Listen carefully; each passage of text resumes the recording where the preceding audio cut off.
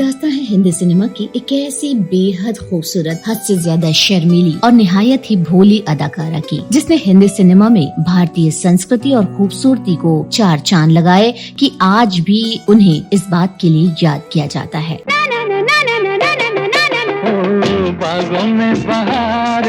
इस अभिनेत्री का शर्मीलापन ऐसा होता था कि फिल्मों में गाने के दौरान अपने ही हीरो से नहीं मिला पाती थी नजरें।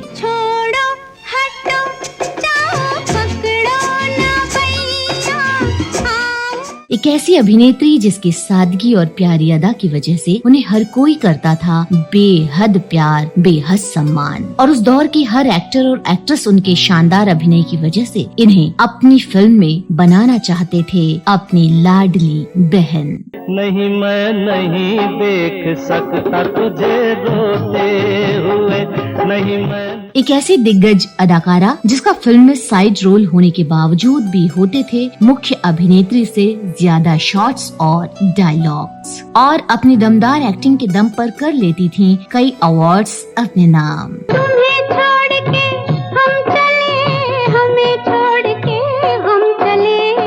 आज बात एक ऐसी अभिनेत्री की जिसे फिल्मों में लीड रोल मिलने के बजाय दिया जाता था दिग्गज अभिनेताओं की बहन, और ये अदाकारा फिल्मों में माँ, बहन, दादी और नानी का रोल करके बना देती थी वो कीर्तिमान कि इस अभिनेत्री के लिए, उनके रोल के लिए अलग से लिखी जाती थी स्क्रिप्ट्स। अपना कोई तराना मैंने नहीं। लेकिन दोस्तों, क्या आप जानते हैं कि इस खूबसूरत और भारतीय अभिनेत्री के साथ ऐसा क्या हुआ था कि फिल्म के सेट पर एक मशहूर डायरेक्टर ने इनसे कर दी थी ऐसी डिमांड कि उसकी बात सुनकर ये अभिनेत्री हो गई थी बेहद शर्मिंदा और पड़ गई थी ठंडी।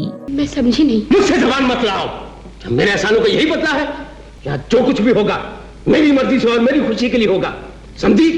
दोस्तों, ये अदाकारा बॉलीवुड इंडस्ट्री की बेहद इज्जतदार लोगों में गिनी जाने वाली इस अभिनेत्री के साथ ऐसी क्या घटना घटी कि एक टीवी शो में इनके खिलाफ कर दी गई थी ऐसी घिनौनी और अश्लील टिप्पणी, जिसकी वजह से इन्हें उठानी पड़ी थी शर्मिंदगी, जिसकी वजह से अदाकारा हो गई थी रोने के लिए मजबूर। तुम क्यों रो पड़े बाबा? मेरा दुख जानकर तुम्हें भी दुख हुआ? दोस्तों, भारतीय हिंदी सिनेमा की इस खूबसूरत अभिनेत्री के साथ सरेआम एक फिल्म के सेट पर हिंदी सिनेमा के पहले सुपरस्टार राजेश खन्ना ने कर दी थी ऐसी हरकत कि इस अभिनेत्री का रोते रोते हो गया था बुरा हाल। क्यों राजेश खन्ना ने अपने स्टारडम के घमंड में कभी नहीं किया इस नायिका का सम्मान। तुझको पायल नाम दिया है लोगों ने।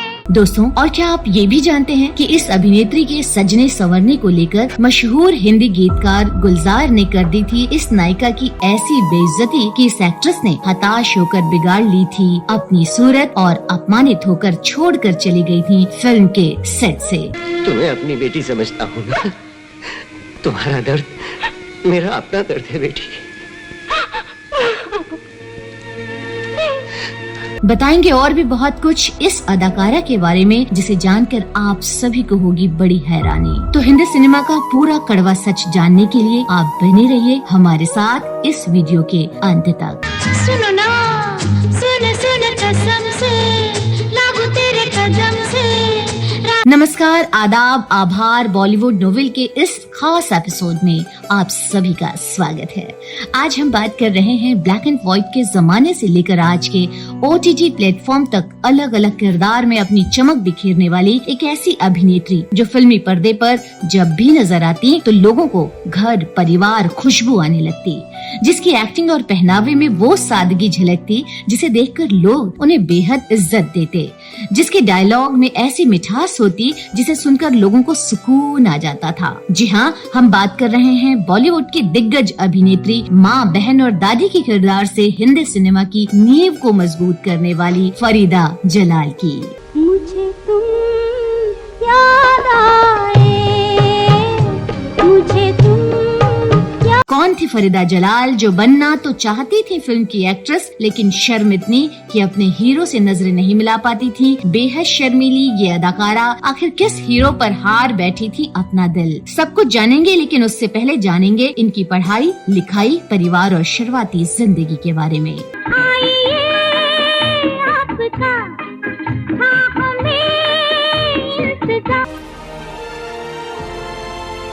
नमस्कार, आप सभी का स्वागत है बॉलीवुड नॉवेल के इस एपिसोड में। तुम्हें छोड़ के हम चले, हमें छोड़ के हम चले।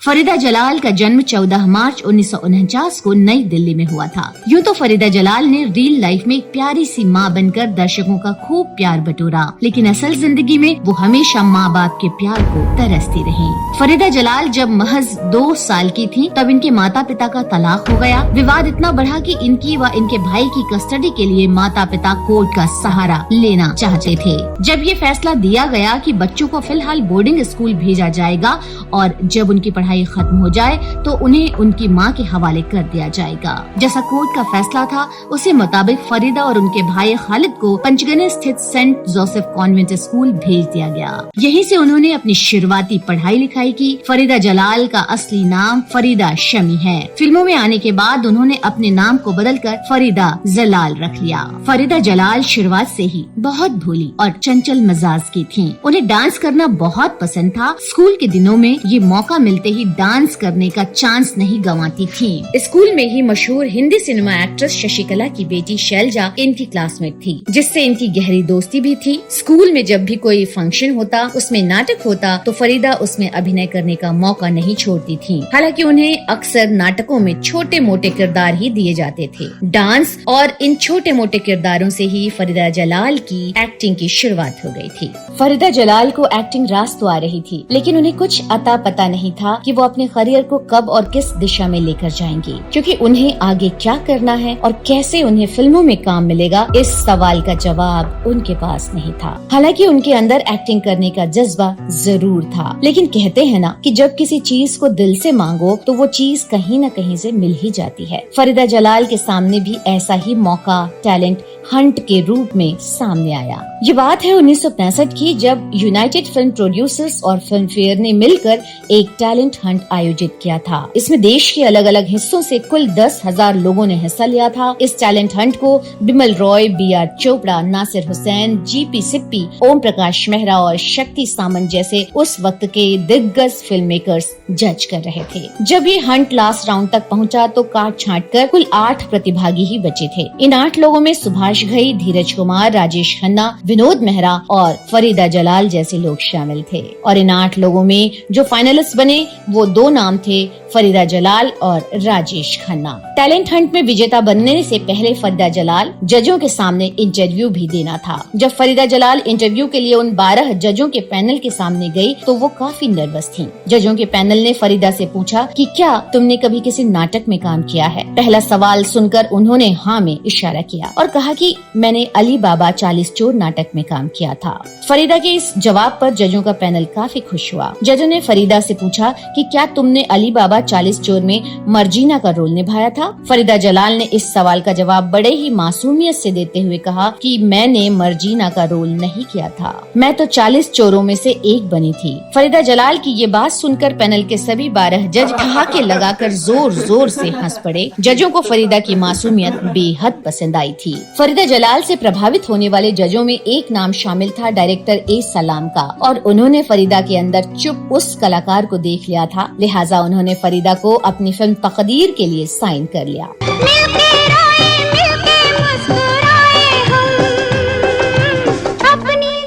फिल्म मिलने से फरीदा बहुत खुश थी और अपने सपनों की उड़ान भरने को तैयार थी। फरीदा जलाल की ये पहली फिल्म बॉक्स ऑफिस पर ठीक ठाक प्रदर्शन करने में कामयाब रही। इस फिल्म में फरीदा की मासूमियत दर्शकों को खूब पसंद आई। तकदीर के बाद फरीदा जलाल ने बहारों की मंजिल और महल जैसे बड़े बजट की फिल्मों में भी काम किया, जिसके बाद उन्हें फिल्म आराधना में राजेश खन्ना के अपोजिट साइन किया गया। वैसे तो इस फिल्म की लीडिंग लेडी शर्मिला टैगोर थी, मगर फरीदा को भी राजेश खन्ना के अपोजिट ही कास्ट किया गया था। फिल्म के एक गाने बागों में बहार है में राजेश और फरीदा साथ नजर आए। ये गाना खूब पसंद किया गया। हालांकि इस गाने को लेकर भी एक कहानी मशहूर है। दरअसल इस फिल्म की शूटिंग के दौरान फरीदा महज 17 और 18 साल की एक युवा लड़की थी। इससे पहले अपनी किसी फिल्म में उन्होंने हीरो के साथ इस तरह से रोमांस नहीं किया था, इसलिए वो राजेश खन्ना के साथ रोमांस करने और उनसे नजरें मिलाने में शर्मा रही थी। जब गाने की शूटिंग पूरी हुई तो ये निकल कर सामने आया कि फरीदा जलाल ने एक भी दफा राजेश खन्ना से नजरें नहीं मिलाई हैं। जब गाना शूट हो रहा था तब डायरेक्टर को ये लग रहा था कि फरीदा जलाल अपना काम ठीक ढंग से नहीं कर पा रही हैं। लेकिन जब शूट पूरा हुआ और उन्होंने वो शॉट देखा तो उन्हें फरीदा जलाल का शर्माना इतना पसंद आया कि उन्होंने उस गाने को ऐसे ही रखने का फैसला किया। बागों में बहार है। ये फिल्म तो सुपर डुपर हिट रही, लेकिन फरीदा जलाल का राजेश खन्ना के साथ अनुभव कुछ अच्छा नहीं रहा। उन्हें राजेश खन्ना का व्यवहार किसी घमंडी जैसा लगा था। दरअसल फरीदा जलाल अपने शॉट्स से पहले कई रिहर्सल करती थी, जिस बात को लेकर राजेश खन्ना उन्हें टोक देते थे। इस पर फरीदा जलाल का कहना था कि वो नई हैं और जितनी बार चाहे रिहर्सल कर सकती हैं। इस बात को लेकर दोनों में बहस भी हुई थी। तब शर्मिला टैगोर को बीच में आना पड़ा था। हालांकि शर्मिला उस वक्त फरीदा जलाल की तरफ से ही बोली थी। जो न्यू कमर थी, मैं मुझे बुरा लगा, बहुत बुरा लगा। बोल भी दिया मैंने, ऐसा कैसे आप कह सकते हैं, मैं 10 रिहर्सल मांगूंगी। तो झगड़ा वहाँ हुआ। शर्मिला जी तब भी बहुत प्रोटेक्ट करती थी। शी इज राइट, हमेशा मेरी तरफ से बोलती थी। फरीदा जलाल बताती हैं कि उस समय राजेश खन्ना का स्टारडम बहुत बड़ा हो चुका था। राजेश खन्ना वो नाम था जिसके साथ हर कोई जुड़ना चाहता था। लड़कियां उनके लिए पागल थी। लड़कियां राजेश खन्ना के पास आकर अपने शरीर के आपत्तिजनक अलग अलग अंगों पर ऑटोग्राफ लेती थी, जिसे देखकर उन्हें बहुत गंदा फील होता था। और राजेश खन्ना इस स्टारडम के नशे और घमंड में चूर फरीदा जलाल की ओर बड़े ही घमंड भरी नजरों से देखते थे और वे सब हरकतें फरीदा को काफी दुख पहुंचाती थी। आके गिरती थी वाकई, तो I used to get very annoyed कि लड़कियां ऐसे गिर रही हैं, ऐसे पड़ रही हैं। यहाँ कोई बोलता है साइन करो, कोई बोलता है यहाँ साइन करो, कोई बोलता है यहाँ sign, and I am just I am disgusted.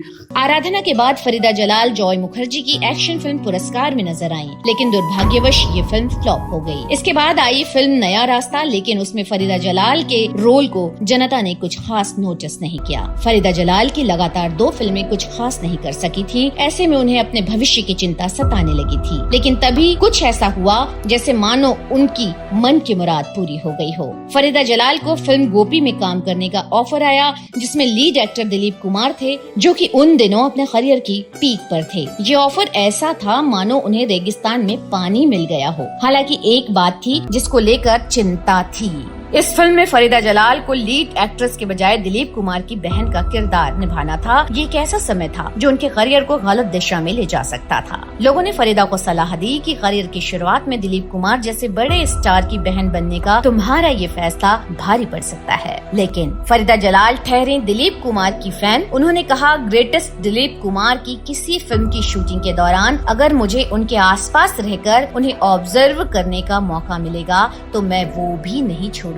यहाँ तो मुझे उनके साथ काम करने का मौका मिल रहा है, इसे भला मैं कैसे छोड़ सकती हूँ। दिलीप कुमार के साथ काम करके फरीदा जलाल का अनुभव तो बहुत बढ़िया रहा, लेकिन लोगों ने जो आशंका जताई थी वो बात सच साबित हो गई। नतीजतन अब फरीदा के पास फिल्मों में हीरो की बहन बनने के रोल्स ही आने लगे। हर कोई अपनी बहन के रूप में फरीदा जलाल को ही डिमांड करने लगा। हालांकि भले ही ये सब फरीदा की सोच के मुताबिक नहीं था, लेकिन उनको हिंदी सिनेमा में काम मिल रहा था और फरीदा ने अब इन रोल्स में उन्होंने अपनी अलग पहचान बनानी शुरू कर दी। साल 1971 में रिलीज हुई फिल्म पारिस में फरीदा जलाल ने संजीव कुमार की बहन का रोल निभाया था, जो कि काबिले तारीफ था। इस रोल के लिए फरीदा को उनका पहला फिल्म फेयर अवार्ड दिया गया था। भैया, हम बहुत दुख उठावा है, इस दुनिया ने बहुत सताया है हमें। ये award film fair best supporting actress का था। फरीदा जलाल फिल्मों में बहन के किरदार से खुश थीं। उन्हें दिलीप कुमार की फिल्म में उनकी बहन का रोल करने पर कोई मलाल नहीं था, बल्कि उन्होंने तो अब इसमें महारत हासिल कर ली थी। फिल्मों में उनके रोल को खास तौर पर अलग से लिखा जाता था। यहाँ तक फिल्म में उनके पास हीरोइन से ज्यादा काम होता था। हीरोइन फिल्म में केवल गाने गाते रह जाती है और उनके पास फिल्म के एक से बढ़कर एक ड्रामेटिक सीन्स आ जाते थे। इसी दौरान उन्होंने फिल्म मजबूर में अमिताभ बच्चन की बहन का भी किरदार निभाया। फिल्म में उनकी शानदार एक्टिंग के लिए उन्हें उनके करियर का दूसरा film fair best supporting actress का अवार्ड मिला। देखा तूफान को कश्ती डुबोते हुए। फरीदा जलाल अमर प्रेम, बॉबी, धर्मात्मा और शतरंज के खिलाड़ी जैसी हिट फिल्मों में काम करने वाली वो अभिनेत्री हैं जिसके लिए आज तक फरीदा जलाल को लोग याद करते हैं। ओल्ड इज गोल्ड जमाने की फरीदा जलाल के अभिनय से सजी फिल्मों को आज भी दर्शक देखते हैं, लेकिन जिंदगी हमेशा एक जैसी नहीं होती है। समय बदला और फरीदा धीरे धीरे फिल्मों से गायब होने लगी, या यूं कहें उनका रोल फिल्मों से कटता गया। अगर उन्हें कुछ मिलता भी था तो वो हल्का फुल्का और छोटा मोटा कॉमिक रोल होता था। अब हिंदी सिनेमा की फिल्मों की कहानी बदली, पहले पारिवारिक फिल्मों का दौर था और अब फिल्म इंडस्ट्री में उस तरह की फिल्म गायब होने लगी, लिहाजा उस तरह के अभिनय को निभाने वाली फरीदा भी गायब हो गयी। फरीदा जलाल भले ही फिल्मों में अपने हीरो से आंखें मिलाने में शर्माती हों, लेकिन उन्हें नहीं पता था कि एक दिन उन्हीं की फिल्म का एक हीरो हमेशा के लिए उनके दिल में बसने वाला है। एक समय फरीदा को जीवन रेखा नाम की फिल्म ऑफर हुई। वो इस फिल्म की हीरोइन थी और उनके हीरो थे तबरेज बर्मावर। इस फिल्म में काम करते करते फरीदा और तबरेज के बीच ऐसी आंखें लड़ी कि दोनों ने एक दूसरे का साथ निभाने की कसम खा ली। दोनों ने नवंबर 1978 में शादी कर ली।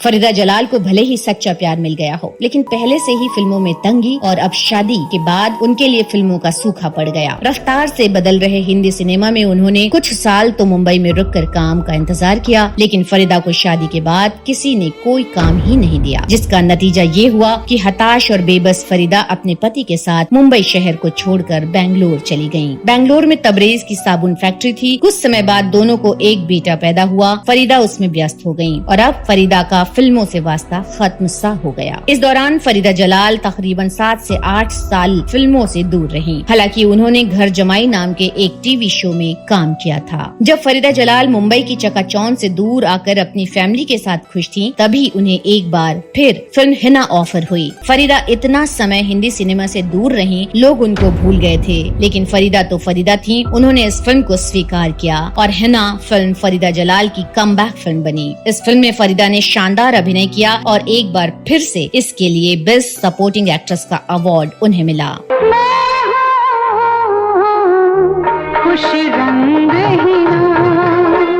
हिना फिल्म करने के बाद फरीदा जलाल ने ये तय कर लिया था कि वो अब फिल्म इंडस्ट्री से संन्यास लेकर फैमिली के साथ सुकून की जिंदगी गुजारेंगी, लेकिन शायद कुदरत को तो अभी कुछ और ही मंजूर था। हिना फिल्म के बाद भी बहुत से लोग चाहते थे कि फरीदा जलाल उनकी फिल्म में रोल करें। हालांकि अब फिल्मों में लीड या सेकंड लीड रोल की बजाय उन्हें दादी, माँ और नानी जैसे रोल ऑफर हुए। बदलते वक्त को समझते हुए फरीदा ने इसके लिए हामी भर दी और वो अब इस तरह के रोल करने लगी। ये वही फरीदा थी जो हिंदी सिनेमा में आई थी एक हीरोइन बनने, लेकिन हिंदी सिनेमा ने उनको बनाया फिल्मों की माँ, बहन और दादी। फरीदा जलाल ने 90 के दशक में इस तरह के खूब रोल निभाए जिसे दर्शकों ने खूब पसंद किया। साल 1995 जिसमें फरीदा जलाल आज तक सबसे बड़ी सुपर डुपर हिट फिल्म दिल वाले दुल्हनिया ले जाएंगे में शाहरुख खान और काजोल के साथ अहम भूमिका निभाते हुए देखी गयी। इस फिल्म में फरीदा ने काजोल की माँ का शानदार अभिनय निभाया था।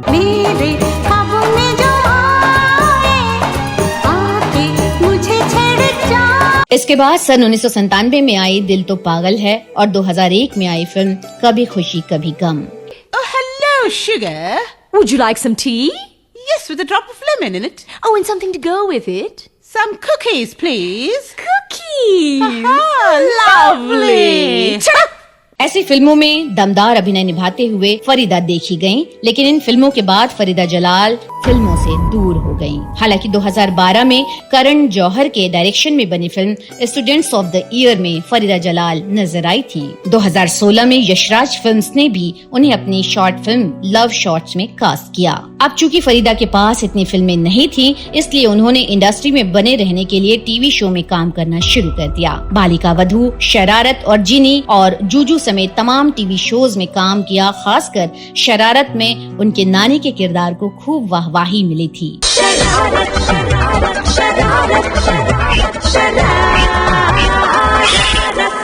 फरीदा जलाल छोटे पर्दे से पहले भी जुड़ चुकी और उनका एक टीवी शो हम लोग काफी लोकप्रिय भी हुआ था। 2014 से 2016 तक जी टीवी पर आने वाला शो सतरंगी ससुराल टीवी पर फरीदा का आखिरी शो था जिसमें इनको देखा गया था। हालांकि सीरियल्स में काम करने के बाद भी उन्हें गाहे बगाहे फिल्म मिल रही थी। 2018 में बत्ती गुल मीटर चालू और 2020 में जवानी जाने मन में काम करने के बाद वो कुछ दिन के लिए फिर फिल्मों से दूर चली गयी। लेकिन साल 2024 में संजय लीला भंसाली की debut web series Heera Mandi से उन्होंने एक बार फिर पर्दे पर वापसी की। पूरे अंग्रेज बन के लौटे हैं विलायत से।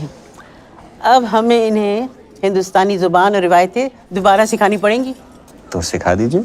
हालांकि इस वेब सीरीज के एक शॉट को लेकर कुछ ऐसा हुआ था जिससे फरीदा जलाल इतनी डर गई थीं कि वो पूरी तरह से ठंडी पड़ गई थीं। फरीदा जलाल एक इंटरव्यू में बताती हैं कि संजय लीला भंसाली ने मुझे कहा था, पहला शॉट ये है कि आप नवाब जादियों के एक ग्रुप के साथ बैठी हैं, एक शानदार पार्टी हो रही है, आपका बेटा अभी अभी विदेश से आया है और आपके एक हाथ में वाइन का ग्लास है और दूसरे हाथ में सिगरेट। मैं डर गई और ठंडी पड़ गई थी। वो कहती हैं कि उन्होंने संजय लीला भंसाली से कहा, मैंने कभी ऐसा नहीं किया है। मेरी जिंदगी में ऐसे मौके आए हैं जब इस तरह के रोल मुझे ऑफर किए गए, लेकिन मैंने हमेशा मना किया। मैं कंफर्टेबल नहीं थी। उन्होंने कहा, मैं अगर सिगरेट पकड़ूंगी तो नकली लगूंगी। फरीदा जलाल की बात का मेकर ने सम्मान किया और उन्होंने सीन से शराब और सिगरेट हटा दी और इस तरह से फिल्मों में जिस अभिनय के लिए फरीदा जानी जाती रही, उस गरिमा को फरीदा ने कभी नहीं टूटने दिया और हमेशा हिंदी सिनेमा में भारतीय संस्कृति की मजबूती को बनाए रखा। फरीदा जलाल को पूरी फिल्म इंडस्ट्री बेहद सम्मान के साथ मिलती है, लेकिन एक शो के दौरान उन पर कुछ ऐसी वाहियात टिप्पणी की जिससे वो बेहद शर्मसार हो गई थीं। कॉमेडी शो AIB में कॉमेडियन आशीष शाक्य ने रणवीर सिंह को रोस्ट करने के लिए एक भद्दा मजाक किया जिसमें फरीदा जलाल का नाम शामिल था। आशीष ने कहा था कि तुम्हें पता है कुछ कुछ होता है रणवीर की फेवरेट फिल्म है, यहाँ तक कि आज भी जब रणवीर ये फिल्म देखता है तो इसे टिश्यू की जरूरत पड़ती है क्योंकि ये इकलौता इंसान है जो फरीदा जलाल को देखकर भी हस्तमैथुन करता है। मजाक के नाम पर ये उस महिला के खिलाफ ऐसी टिप्पणी थी जिसका नाम आज भी हर कोई सम्मान से लेता है। जब फरीदा जलाल को ये बात पता चली तो उन्हें बहुत दुख पहुंचा। उनकी आंखों में आंसू थे। हालांकि इसके बाद भी उन्होंने कोई गलत बयानबाजी की बजाय कहा कि ये मेरे लिए बहुत ही शर्मिंदगी भरा पल है, ये हमारी संस्कृति नहीं है। आजकल के बच्चों को और क्या ही कहा जा सकता है, बस इन्हें आशीर्वाद ही दे सकती हूँ उनके अच्छे भविष्य के लिए। ऐसे एक किस्से जुड़ा है फरीदा जलाल की जिंदगी का एक और किस्सा जब एक बार गीतकार गुलजार ने उनके हेयर स्टाइल के लिए उन्हें टोक दिया था और ये बात फरीदा जलाल को पसंद नहीं आई थी। फरीदा जलाल बताती हैं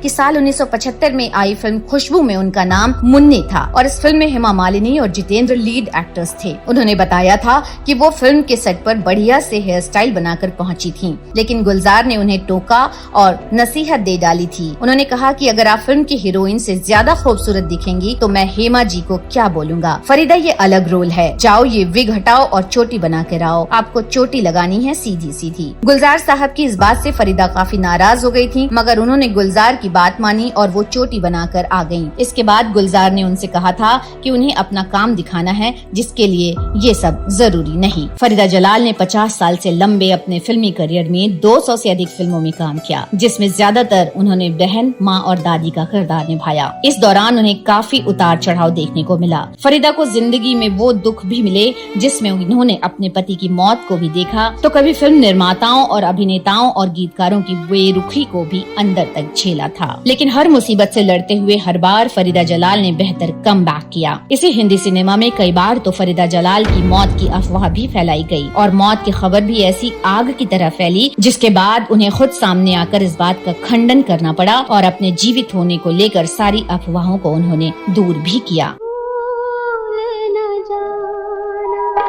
याद ये रखना। आज फरीदा जलाल फिलहाल तो फिल्मों से दूर हैं, लेकिन OTT प्लेटफॉर्म पर उनकी उपस्थिति आज भी उनके चाहने वालों को सुकून देती है। फरीदा के पास आज भले ही काम कम हो, लेकिन फरीदा जलाल वो नाम है जिसको हिंदी सिनेमा का बड़े से बड़ा अभिनेता, अभिनेत्री, खलनायक और फिल्म निर्माता बहुत सम्मान देता है। फरीदा जलाल उस दौर की अभिनेत्री हैं जिस दौर में इन्होंने ब्लैक एंड व्हाइट फिल्म देखी और अभिनय किया, कई स्टार को सुपरस्टार बनते देखा और हिंदी सिनेमा के रंग रूप को भी बदलते देखा। आज भले फिल्मों में फरीदा जलाल के लिए जगह नहीं बन रही हो, लेकिन उनके लिए लोगों के दिलों में हमेशा खूबसूरत जगह और याद बनी रहेगी। लोग उनके फिल्म, संगीत और उनके द्वारा निभाए गए अभिनय को हमेशा याद रखेंगे। एक दिन बिगड़ी किस्मत